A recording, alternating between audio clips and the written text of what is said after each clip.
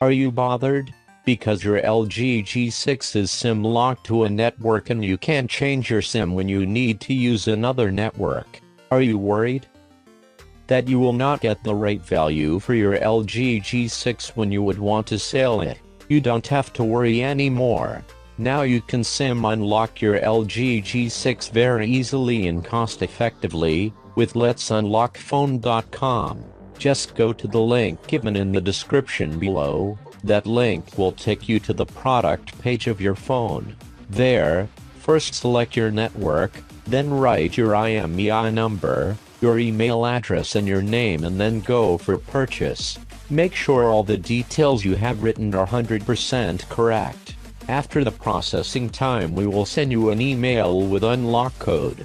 Then just turn off your phone, insert a non-accepted SIM card, turn your phone back on, SIM network unlock pin menu will pop up, just enter the code we have sent you and your phone will be unlocked. This is the permanent unlocking method, and now you can use any SIM in your phone, and unlocking your phone will also elevate its resale value.